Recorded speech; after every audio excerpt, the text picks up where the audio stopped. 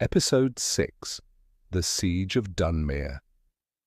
The kingdom stirred with whispers of rebellion, and the tyrant king finally moved to crush the flame. His armies thundered across the land, steel upon steel, banners snapping like storms. Their first target was Dunmere, the town where Rowan's legend had begun. Dunmere's people remembered him. They opened their gates, offering shelter to Rowan and his followers. Children cheered his name, and mothers wept with hope. But behind their joy lingered fear, for scouts reported the king's forces were marching with 10 times their number. Rowan stood upon the town walls, staring across the fields where the horizon burned red with enemy campfires. He was no longer a boy, but a commander, facing his first true siege. His men sharpened blades, braced shields, and whispered prayers. The people of Dunmere brought oil, stones, and whatever they could find to aid the defense. All knew the morning would bring blood. That night, Rowan walked the streets, speaking to soldiers and townsfolk alike. His voice was calm, steady, though his heart beat heavy. "This town is not just stone and timber," he told them.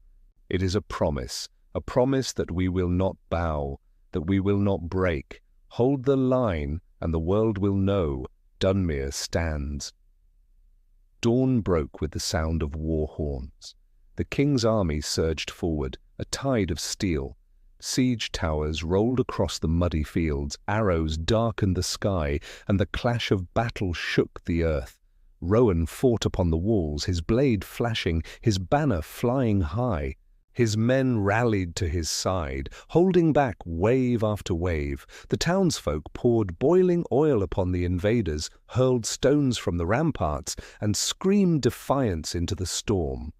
For a moment it seemed the impossible was within reach, but betrayal is a shadow that never sleeps. As the battle raged, a gate creaked open from within.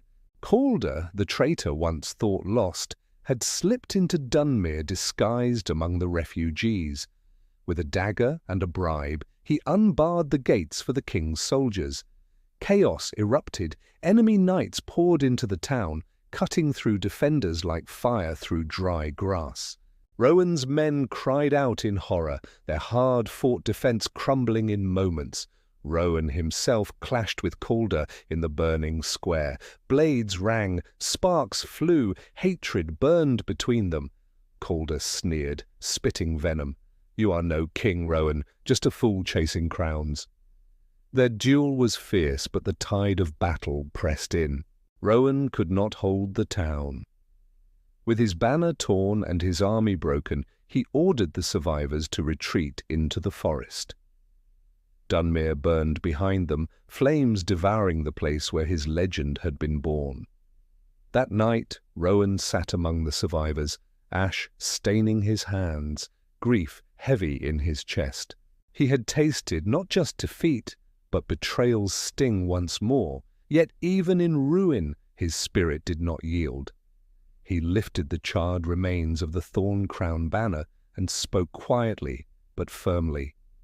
"Let them burn, Dunmere. We are not stone. We are not timber. We are the people, and the people cannot be destroyed."